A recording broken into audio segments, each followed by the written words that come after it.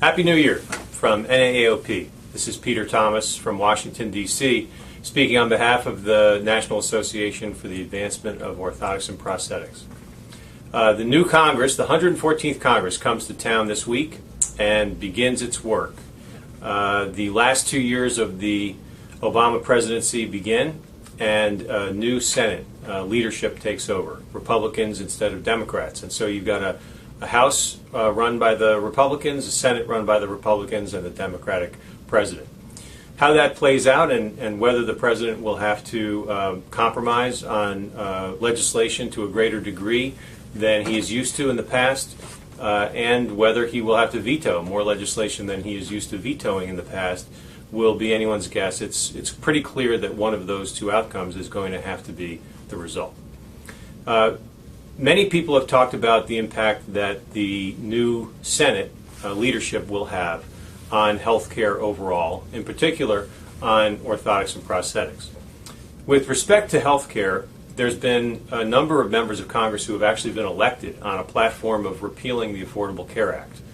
The prospects of actually repealing the entire ACA are quite low. They continue to be quite low, in part because the Senate still does not have 60 Republicans to break a filibuster. There are enough Democratic votes to prevent any kind of a repeal of the ACA or a vote such as that from proceeding through the Senate and onto the president's desk. But even if a vote such as that were to occur, the president would most assuredly veto that legislation and has already warned the Republicans not to ultimately repeal the ACA, his domestic singular achievement, really, and many would argue his number one priority in his first term.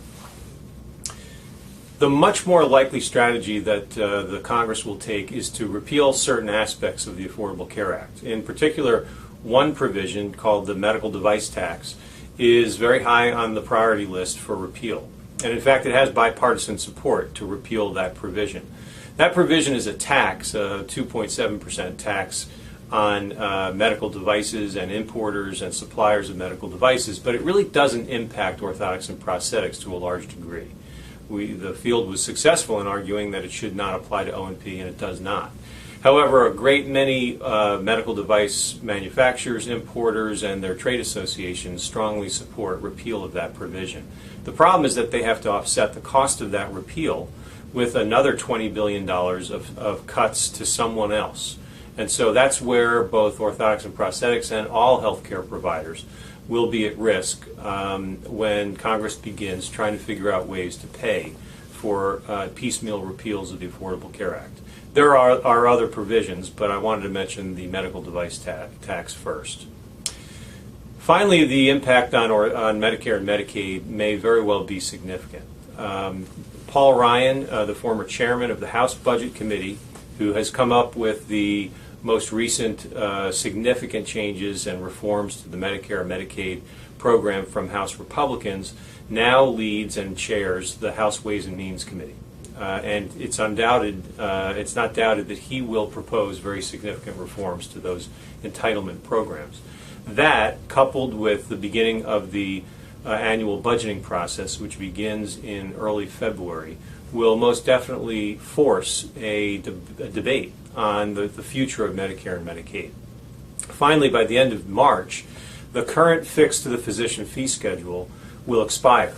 And that will mean that on April 1st, physicians will be paid 25% less than they currently are being paid.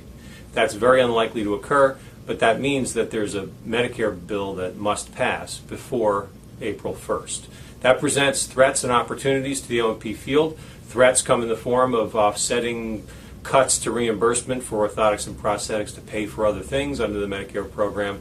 Opportunities are revealed by having a legislative vehicle that we might be able to get some provisions that impact orthotics and prosthetics in a favorable way added to that legislation.